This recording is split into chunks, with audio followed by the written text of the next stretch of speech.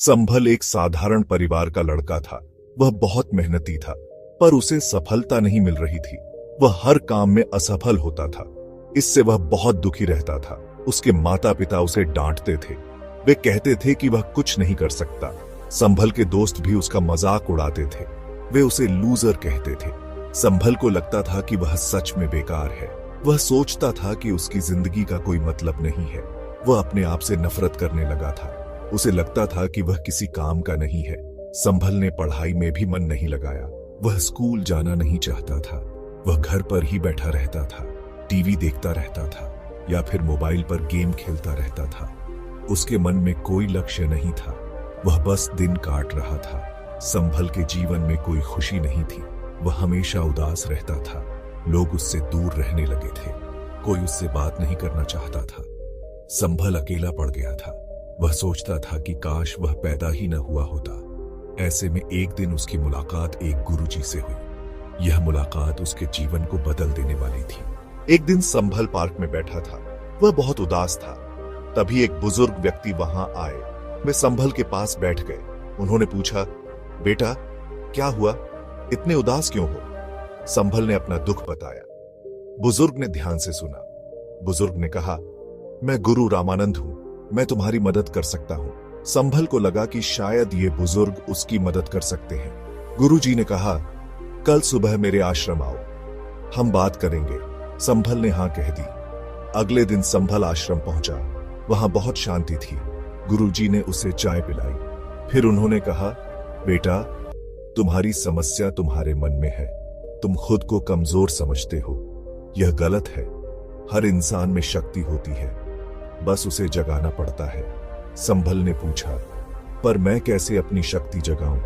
गुरुजी ने मुस्कुराकर कहा, मैं तुम्हें सिखाऊंगा, पर तुम्हें मेहनत करनी होगी। क्या तुम तैयार हो? संभल ने हां कह दी। उसे लगा कि शायद अब उसकी जिंदगी बदल सकती है।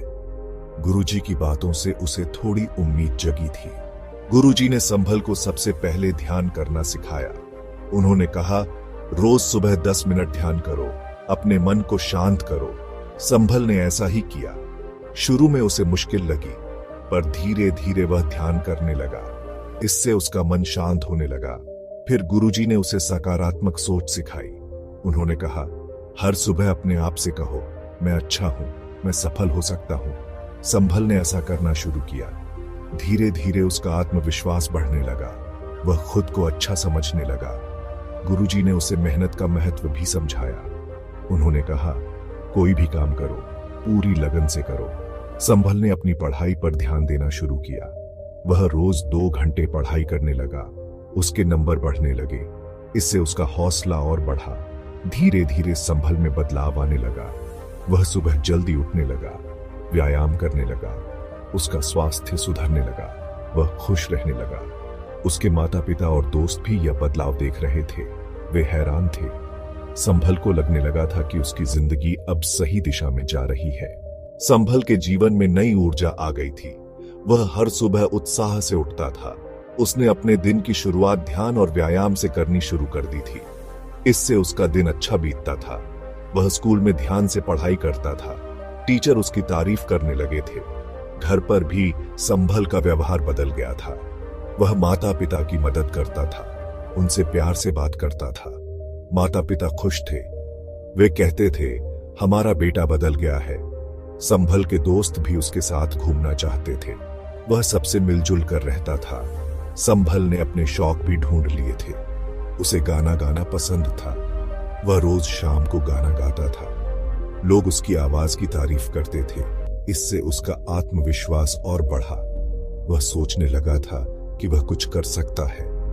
गुरुजी से मिलने के बाद संभल का जीवन बदल गया था। वह खुश था। उसे लगता था कि अब वह सही रास्ते पर है। वह गुरुजी से मिलने जाता रहता था। उनसे नई नई बातें सीखता था।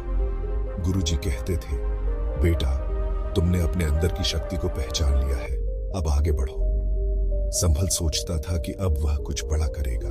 संभल ने अपनी पढ़ाई पूरी की। उसने सोचा कि वह अपना व्यापार शुरू करेगा। उसने गुरुजी से सलाह ली। गुरुजी ने कहा, जो तुम्हें पसंद है वही करो। संभल को मिठाई बनाना पसंद था। उसने एक छोटी सी मिठाई की दुकान खोली। वह मेहनत से काम करता था। शुरू में दुकान में कम ग्राहक आते थे, पर संभल ने हिम्मत नहीं हारी। वह रोज नई नई मिठाइयां बनाता था। लोगों को उसकी मिठाइयां पसंद आने लगी। धीरे धीरे ग्राहकों की संख्या बढ़ने लगी। संभल की दुकान मशहूर हो गई। वह खुश था। संभल ने अपनी दुकान का विस्तार किया। उसने दूसरी दुकान खोली, फिर तीसरी। इस तरह उसकी मिठाई की कई दुकानें खुल गई। वह एक सफल व्यापारी बन गया। लोग उसकी सफलता की कहानी सुनते थे। वह कई लोगों के लिए प्रेरणा बन गया था। संभल ने अपने माता पिता को खुश कर दिया था। उन्हें गर्व था कि उनका बेटा इतना सफल हो गया है। संभल अपने दोस्तों की भी मदद करता था। वह गरीब बच्चों को पढ़ाई में मदद करता था। लोग कहते थे, संभल बहुत अच्छा इंसान है। संभल सोचता था कि यह सब गुरुजी की वजह से हुआ है। वह उनका आभारी था। धीरे धीरे संभल के व्यापार में बहुत तरक्की हुई। वह बहुत अमीर हो गया। उसके पास बड़ी गाड़ियां और बड़ा घर था। लोग उसकी तारीफ करते थे। इससे संभल को घमंड हो गया। वह सोचने लगा कि वह सबसे बड़ा है। उसने गुरुजी के उपदेश भूल दिए। संभल अब लोगों से ठीक से बात नहीं करता था। वह अपने कर्मचारियों पर चिल्लाता था। ग्राहकों से भी बदतमीजी करता था। उसने अपने पुराने दोस्तों को भुला दिया। वह सिर्फ अमीर लोगों के साथ घूमता था। उसके माता पिता दुखी थे। वे कहते थे, हमारा बेटा फिर बदल गया है। संभल ने अपने व्यापार में भी गलत काम करना शुरू कर दिया। वह टैक्स चोरी करता था, मिठाइयों में मिलावट करता था। इससे उसकी दुकानों की साख खराब हो गई। लोग उसकी दुकानों पर आना बंद कर दिए। धीरे धीरे उसका व्यापार डूबने लगा।